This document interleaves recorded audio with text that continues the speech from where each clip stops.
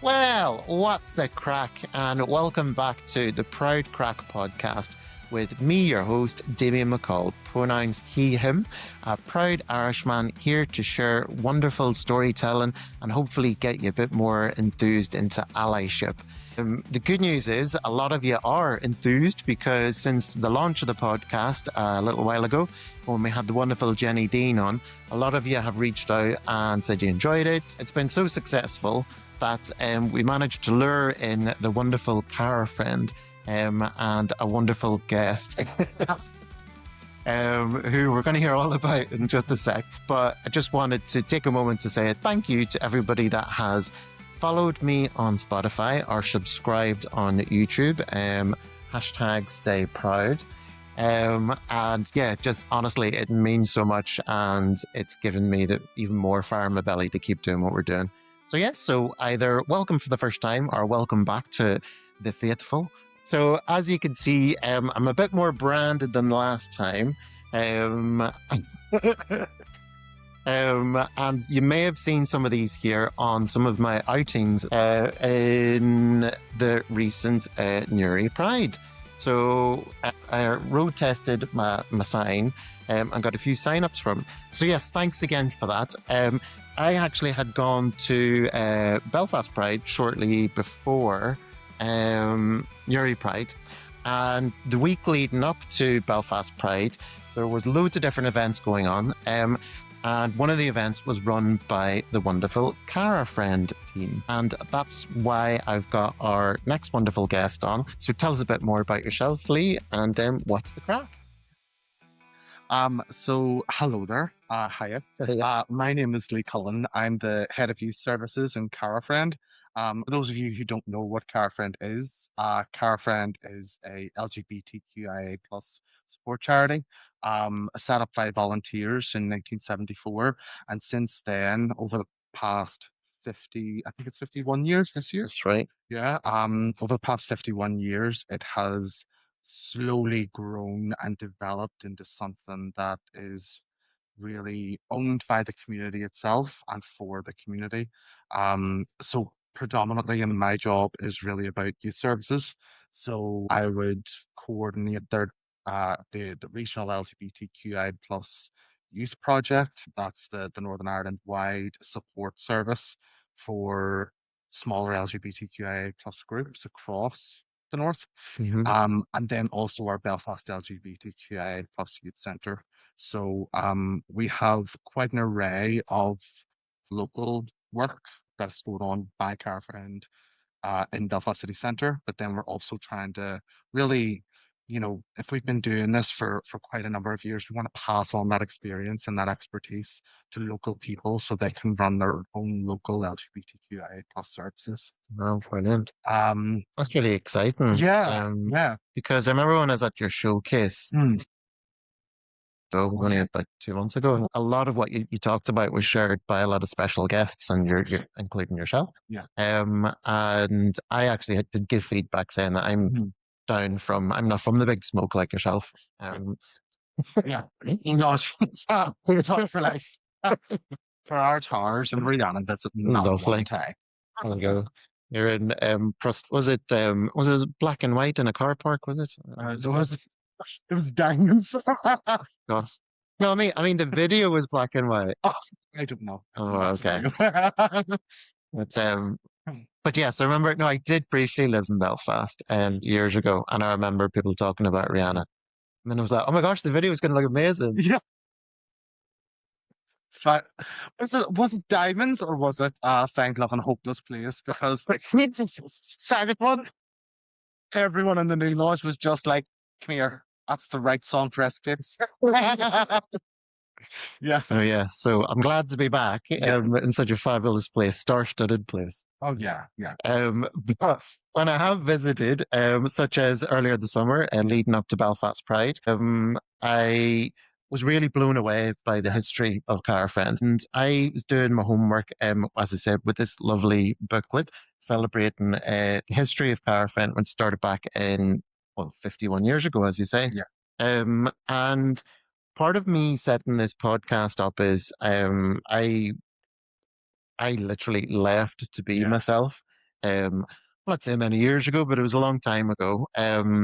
But I just didn't feel I could be myself. Yeah.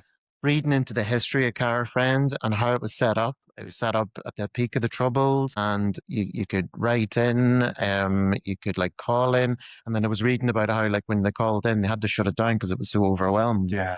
I Yeah. was really, really, really intrigued by it all. So I want to hear more about your youth projects. But before I go into that, Mhm. how did you yourself get involved in Cara-Friend? Yeah.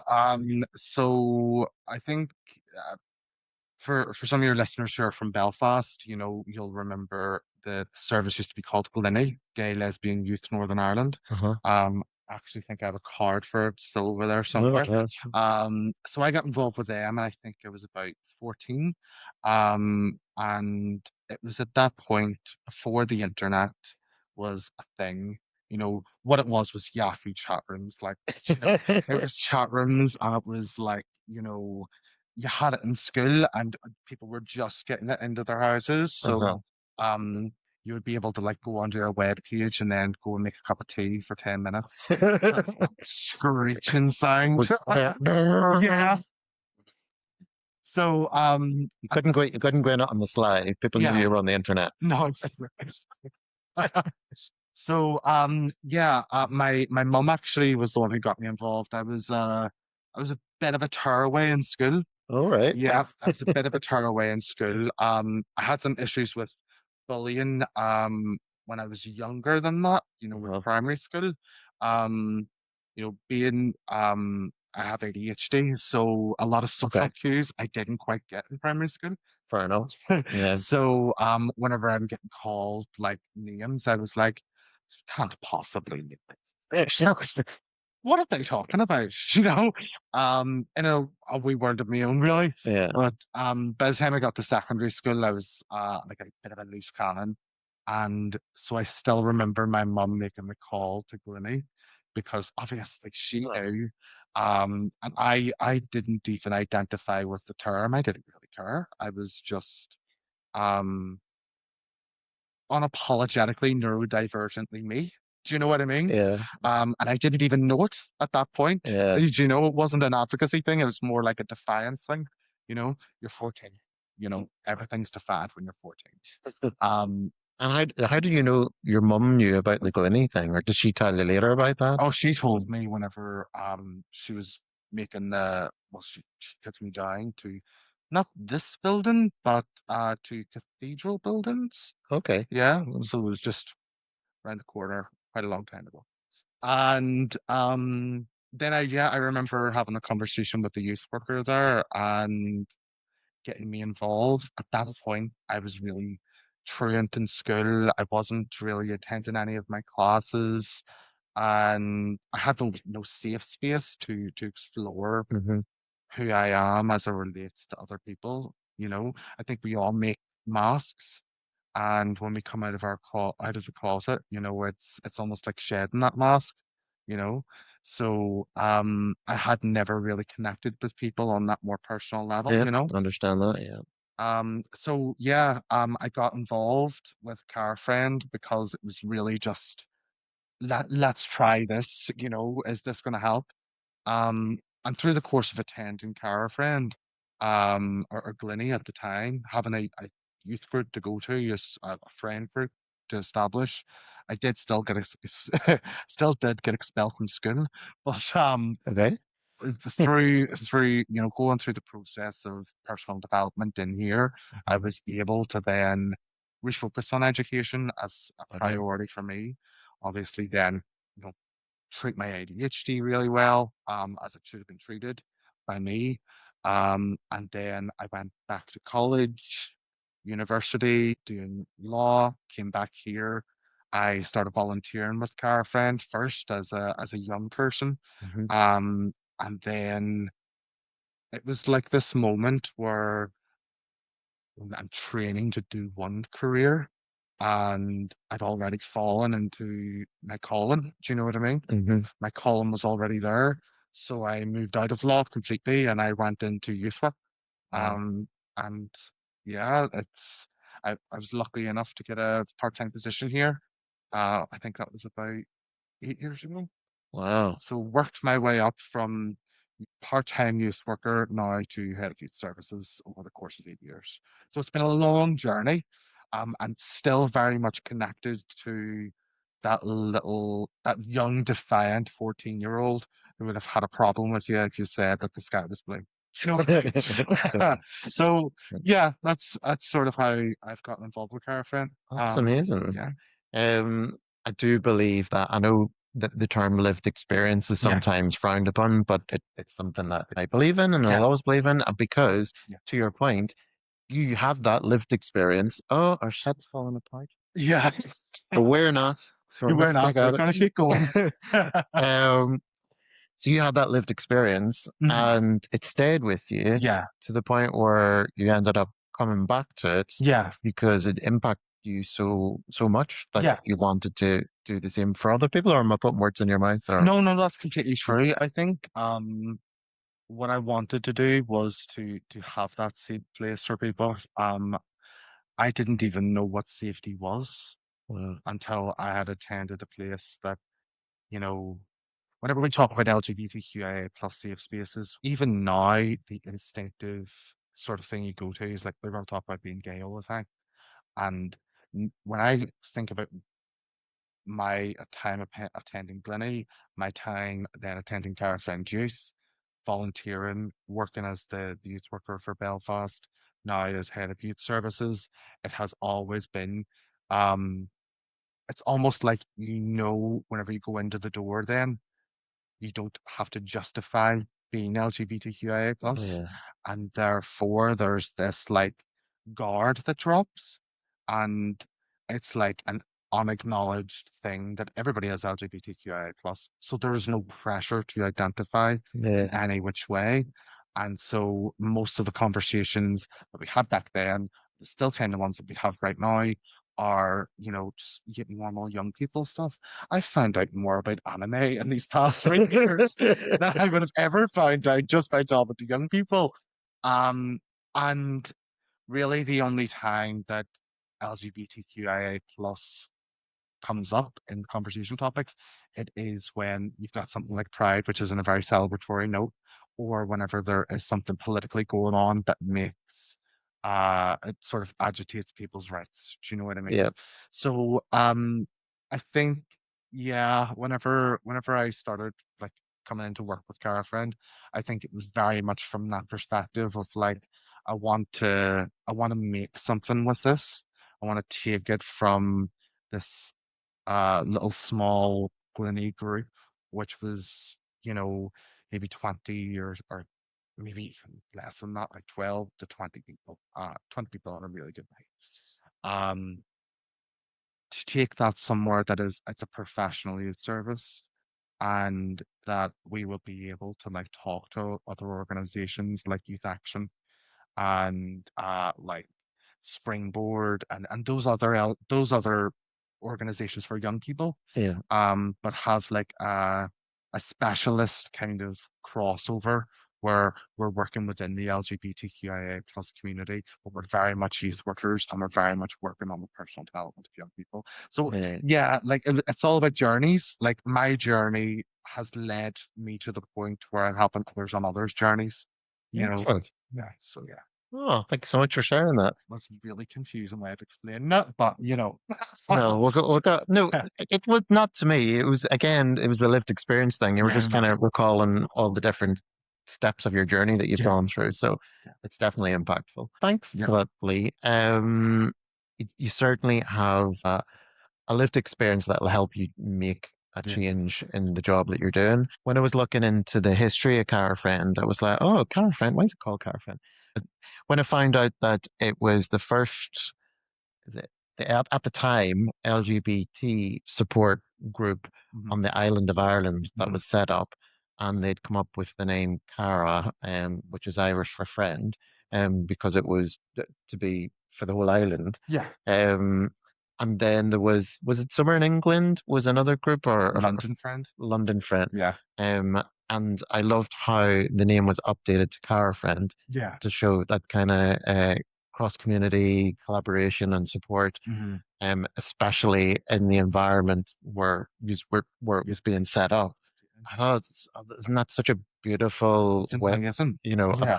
one of the first examples that I'm hearing of like cross-community collaboration Hmm. to support for everybody, regardless of your background. Yeah. I just thought that was beautiful when I read that in the little history thing. Do you know, I think now we would call it cross community, but Uh-huh.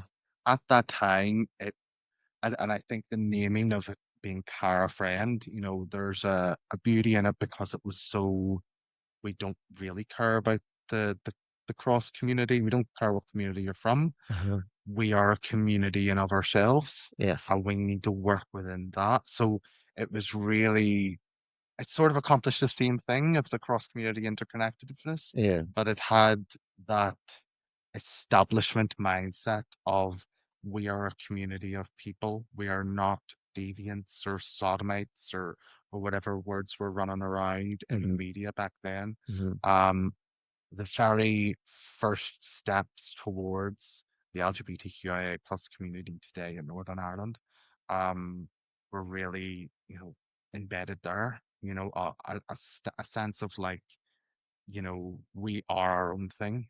We're not, you know, specific to the Catholic Nationalist Republican community Hmm. or the Protestant Unionist Loyalist community. Hmm. We are from all backgrounds. There's something that I've read recently, a sparse community. A sparse community sort of just look at the opposite. A fixed community is something with a genetic or cultural basis, so it's passed down from Okay. parent to child. Yeah. A sparse community is everywhere in society, so they can Mm. come from anywhere. So that'll be for the likes of disabled or differently abled communities Uh-huh. can come from all across society. So can LGBTQIA plus. And there are a couple of other examples then of sparse communities that really make a melding pot of society as a location of a country Yeah. rather than yeah, a Y- sample. Yeah, I really like that. And I'm going to take that away because it's the Yeah. first time I heard that. On previous podcasts and things that I did when I was working before this, with different employer resource groups and that, intersectionality was a new founded thing for me. But the more I learned about intersectionality, and the different challenges that people have Mhm. and the compound challenges that are created, from having different backgrounds and different lived experiences, made me realize that intersectionality is we're never going to fully understand intersectionality because we're all so different, to your point. Yeah. Um, and you're right, it creates such a wonderful environment of Hmm. learning and just kind of constantly wanting to know about other people and their Yeah. experiences. And We're I so think that nosy. we We're really are. so nosy. As being all professional, but you're Yeah. right, yeah. Yeah. But you're right. That was the fancy word for it. But Yeah. yeah, just we love a good nose. Yeah. But to be fair, though, it's because when we do have a good nose, Yeah. I think we're very good at adapting it and Yeah. just actually communicating and connecting with people better. And those connections are just going to continue growing. 100%. The more and more we become better allies, and the more and more we do the type of work that you're doing yourself here, at Cara-Friend. We're going to find out a bit more about that in a moment. But initially, we started with like finding out what the crack is with you, Yeah. and a bit more about the history of Cara-Friend and why we're here in your wonderful offices. But I never actually asked you, what at this point in time makes you proud. Wow. Um, Makes me proud. I suppose in general or just Completely up to you. So don't feel that it has to be a talking about work thing. It could be a personal thing. It could be an amalgamation of both. It could be something that you did yesterday. yeah, So, yeah. Well, yeah, so I'm an uncle, uh, and my sister has three wonderful kids. And yeah, it was my eldest nephew's birthday the other day. So wow. it was just he's 15 now, and it's just he's like shot up like a bean's, and I think he's as tall as, if not taller than me. So I'm just like, right when you were tiny. So personally, that I'm very, very proud. I'm still on Oh, the afterglow of that. that's lovely. I've got a niece and a nephew, and just in the past couple of weeks, they've started at university. Oh I no, know. So yes. no. So and also my nephew is huge. Wow. So, but they're just little munchkins to me, and that. Yeah. But I know what my sister was feeling at having two of her kids going off to university. Um, but yeah, I did feel as well because Yeah. yeah, a family is definitely something that brings a huge sense of pride to me. So I completely empathize with that. And actually, when it comes to pride, Mhm. very obvious segue. Um, so I touched on it earlier about getting involved with yourselves and Cara-Friend Yeah. and doing this podcast. And that came about because of events leading up to Belfast Pride. Yeah. So do you want to tell me a bit about your experience with Pride? Because I know you've talked about your personal journey in that. Of course. How did Pride fit into that? As in, like, was it something that you were involved in quite a lot, or was it a Mhm. recent thing, or So, from my perspective, Pride, from my lived experience of being a young person as well as LGBTQIA plus, it was the the opportunity to see so many different people, to see how much support there was for me to be me. It was it's such an impactful thing. I mean, we can hear an awful lot about Pride being a party, and then it turned into Pride as a protest. But almost to add another thing there, Pride is a celebration, you know? Even though there's a lot of loudness and there's a lot of color, there's also a very quiet, very solemn sense of pride that we get on those days where it's like, look at how far we've come.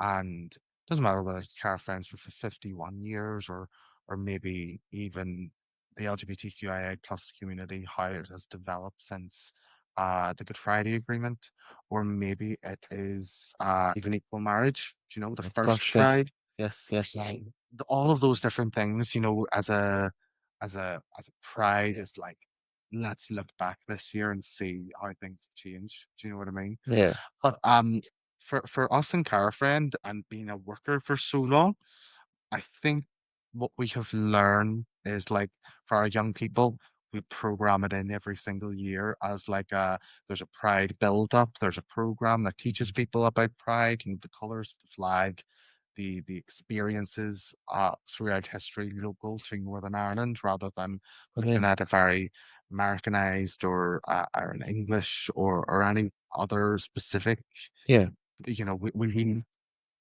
internally, how has pride happened here? that's great. And then we link it then in from the local to the national to the global pride community. Mhm. Um, and I think for us, the showcase that we met at, um, it was our first time at a bit of shameless self-promotion. Do you know what I mean? Yeah, Because we're still in the third sector, and charities historically, and even to this day, we don't really have that much. We don't really talk about our work enough to say when we're doing good things, when we're doing something well. I think that's when you get to a certain age as an organization, you sort of get into like a habit, you know? but I suppose maybe some of that comes from you're always fighting the good fight. Yeah, yeah, You don't see it as something yeah, to celebrate. So it's exactly. hard for you to reflect on it when you Yeah, know that there's still so much to do. yeah, completely. So I can understand why you're saying what you're saying, because Yeah, that would make sense to me, because it would feel a bit like, oh, but we've still got so much to do. Why would we yeah, celebrate it? But to your point though, but look yeah. what you've done. Yes, exactly. Yeah. And that was the real powerful thing about that showcase was to look back and look at what we're doing currently and where are the connections there, where um where have the victories been? One of the things I said in the showcase that we've made a very resounding victory against homophobia, biphobia, and transphobia, but we did not prepare for the next battle Um, in the new form that it's presented itself in. Yep. And now I think we're starting to feel that. And I think that all of our fellow advocates need to sort of keep an ear to the ground for this new variation of homophobia, biphobia, and transphobia. Don't you know? Yeah. And I think regardless of what sector you're working in, Yeah, I think we've all been very surprised about how quickly yeah, this kind of new wave of discrimination yeah, has come along. in like even a year, never even mind longer than that. Yeah. So we'd be naive not to acknowledge it. So thank you for bringing that up. But that's why I love having guests on like yourself Yeah. to remind people that, yeah, there might be a lot going on in the world that Mm. it's just that can make you feel like, oh Mm. gosh, Yeah. it's like where's the positive in it? Yeah. But you have done such great work in the Yes. 50 odd years that you've been about, Yeah. but also now, like what you do up to today, Mm. you're doing such great work in small and large ways. So if I were to put you on the spot and ask you to think of like a small thing that you think that you do that you think has an impact, and then maybe something that has maybe a bit of a more organic kind of change, what do you think? Well, I think the first and most obvious thing people think about when we're talking about that is being someone's advocate, and being loud and proud and shouting. Um, but Cara-Friend, I find, does something else, right? While we do partly have that loud and proud aspect, there is that solid, we're here part of it, Mm. where um, if we're supporting a youth worker in running an LGBTQIA plus group, they can pick up the phone and they can contact me. They can contact one of our youth work team and they can talk about it. They Hmm. can talk about whatever issues that they're having, whatever they are, anything with a challenging case with someone who's LGBTQIA plus, or maybe they just don't know and they just want to find out from somebody who can talk back and not Hmm. be overwhelmed by reams of terminology, do you know? Yeah, Just being there yeah. in schools to be able to call us and say we're doing a bit of anti-bullying work. This is one of the areas that we want to talk about. Can we organize a conversation to happen through our LGBTQIA plus inclusive schools charter? I was going to ask you about that Yeah. because that is wonderful. When I was over in Scotland, LGBT Youth Scotland, kind of like a sister organization to us, Mhm. used to do similar work with their charter. So, what exactly is the goal of the charter? Why should a school have a charter? What does it do having a charter though? Well, I think there's an education and training manager, my colleague Joe McParland, who can really talk about what it means for the school, and there's an impact there. All I could probably say here is the impact that it makes on some of our young people that attend Okay. those schools, Uh-huh. and to be able to see a certificate, it's so small. It's on one notice board. Maybe there's an LGBT notice board, right? Uh-huh. Of LGBTQIA plus celebrities or people, historical figures, whatever it is. To see that tiniest bit of representation helps them feel safer. Mhm. And for that one individual to feel safer in the place that they're spending 40 hours of their week, it's worth it. Oh, That one week. yeah. It's true. Well, that's wonderful. And do you happen to know, is there many charters in Northern Ireland or? The way Northern Ireland splits it is that there is, the schools and then the youth service Oh, as okay. two separate things, and Okay. that's like the education authority and stuff. So we sort of take that model and have applied it with how we work with schools and we work with young people through a youth service model. So yeah, so our schools work through the charter. Uh-huh. It's like a DNA helix. It's Okay. interconnected, but it's entirely separate. I think there's about 20 odd schools that have already signed up. Brilliant. That's Um wonderful. and yeah, And then just to pick up on what you said there then, so that's the kind of the schools element of it then. yeah. From the youth services, because you do so much, and there's tons of your leaflets I could share here, Yeah. but really impressive. Is there like one thing that you said of youth services that you always like, oh, I love doing this, or always Yeah. kind of brings a spark to you? Well, I actually do run a group and I still keep my toes in actual service delivery because I feel like it can be so, whenever you go into management of any sort of youth service, you can become cold, I think. Yeah, yeah. You can become cold to the needs of the community you're servicing. I think maybe that's the reality for a lot of other people. Maybe it's not, but for me, I definitely didn't want to step away from service delivery entirely. So I run our 18 plus LGBTQIA plus safe space in on the Fridays in the Belfast LGBTQIA plus youth Brilliant. centre. I'm doing the acronym an awful lot, by the way. So if If I you want to, slip if you over want to, some well, if you want to letters, go with queer, I'm happy with queer. I did, as a quick sidebar, yeah. and we didn't really talk about this before, but I'm kind of reclaiming queer, Oh, yeah. because I'm old enough to remember it from a very derogatory point of view, and also some of our community will never. I can understand why some of them wouldn't ever see queer as anything other than what they're used to. Yeah.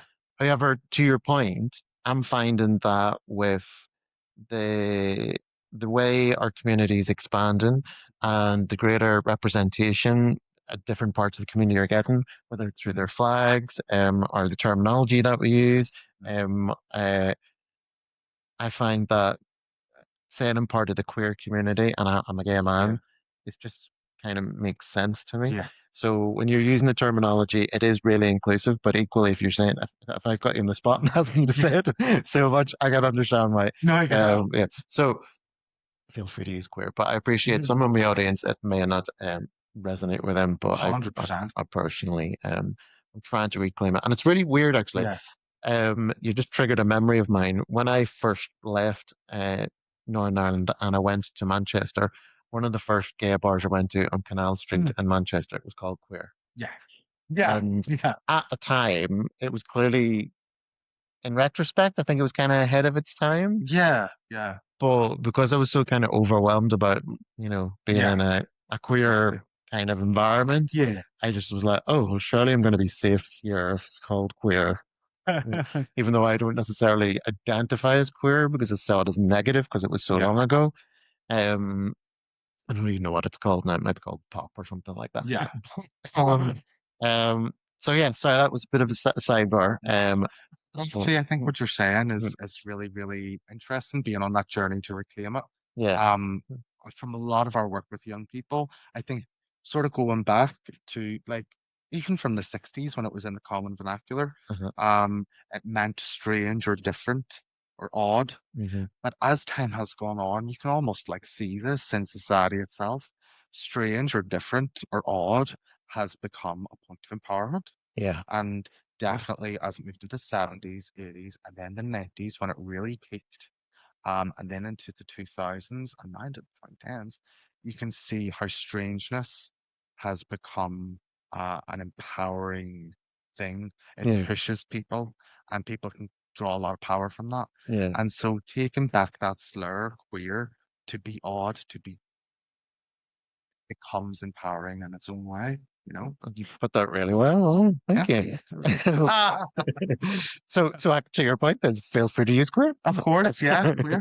So back to your point, you're grounded in that you're doing Yeah, yeah, yeah.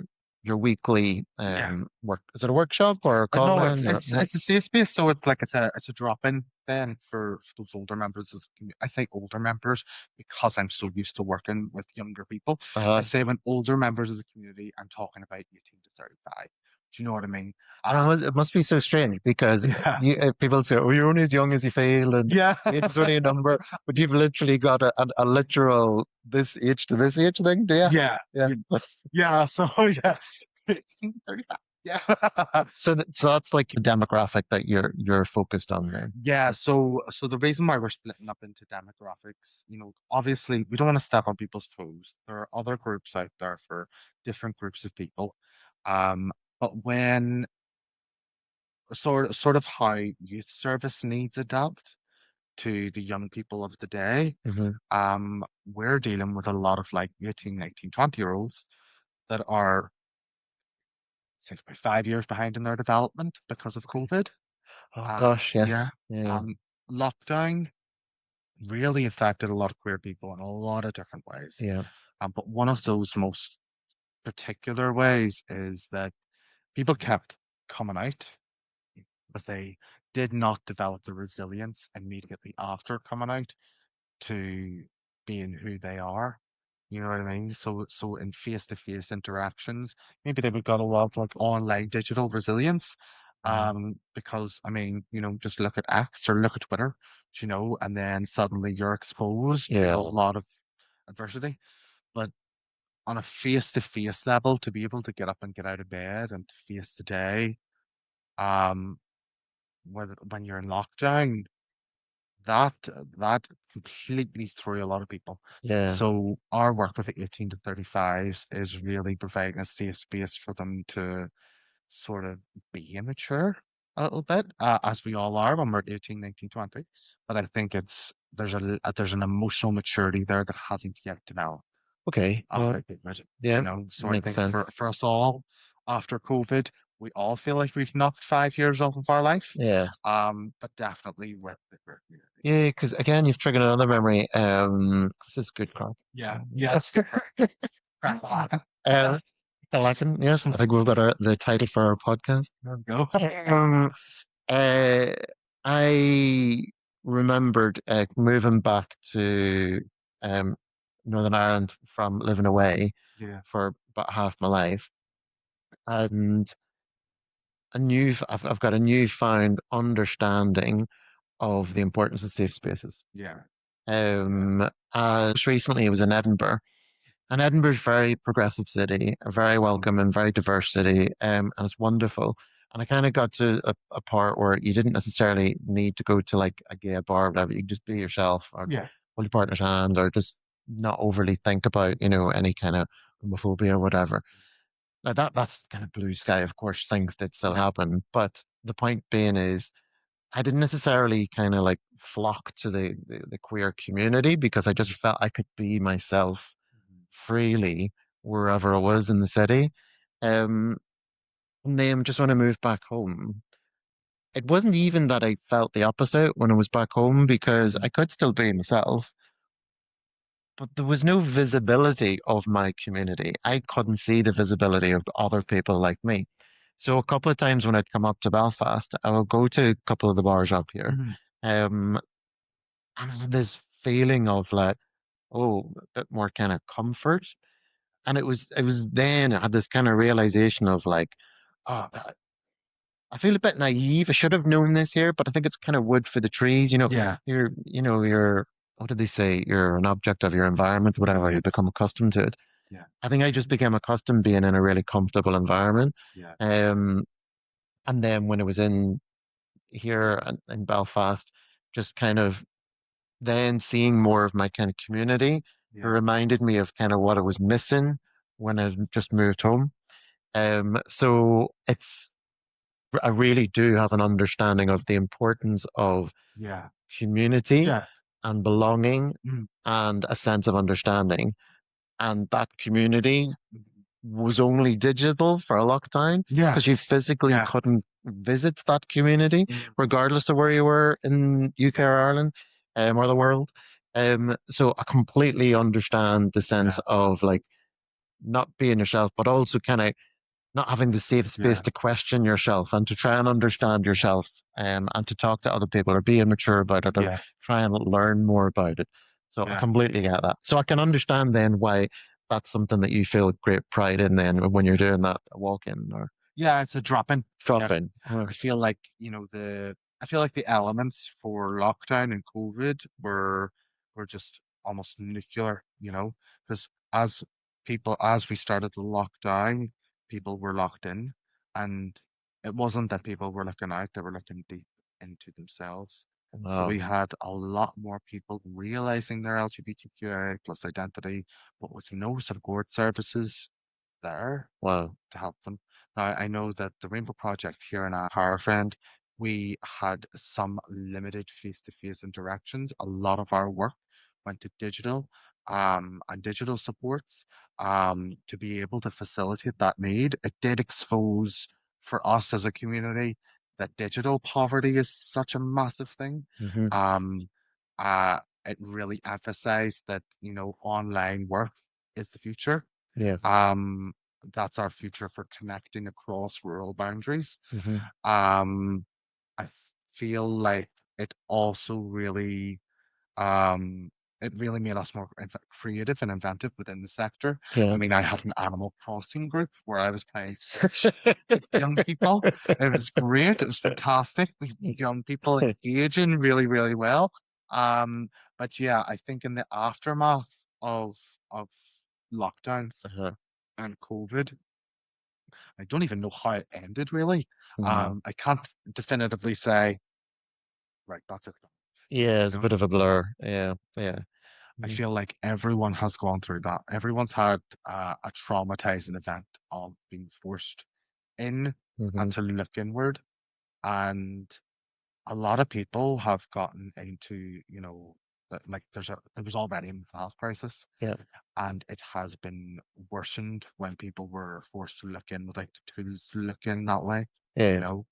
This is exactly why I love doing this podcast. So I was sharing with you then my experience of it, Yeah. and I hadn't even thought about what you just said. So I was talking about it from a literal physically being out in the community, Yeah. and literally everything you just said, because that's not my lived experience. Yeah.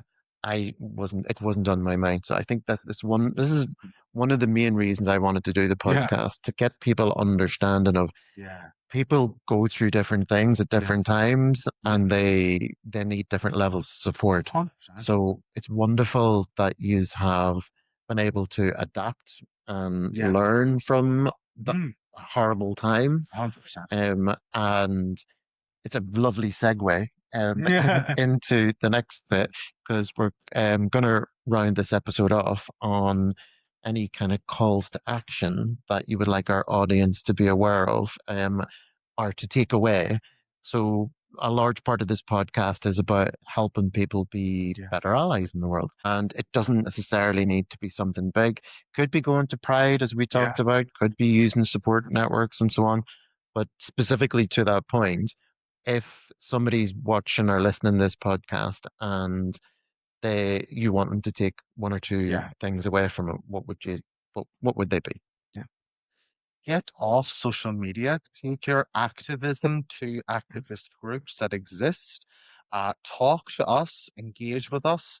We always need more people. I think that we can be so tempted to put our so we're so tempted to put like our craving for justice onto an online 8 paragraphs. We can't do that. But I think that actually being here, meeting other members of the community, developing a collective sort of, you know, identity and a group expression like that is actually how we got our rights in the first place. We didn't get it by being keyboard warriors, even though I'm a wonderful keyboard warrior. But we actually did work together on that face-to-face level. We disagreed with each other. I think it's really, really important in the activist sphere Uh-huh. to disagree with each other.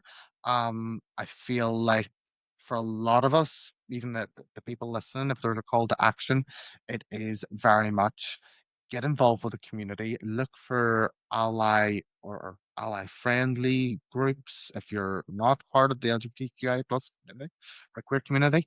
Um, and yeah, like there's no end to the level of engagement that you could be doing um with with activism if you want to do that. For queer people, it's our day-to-day reality. Just there's a big distinction between lived experience and current perspective, Very you good. know? Yeah. And I feel like you can walk around and talk to people online from your lived experience, or you can get into it and have it be your current perspective.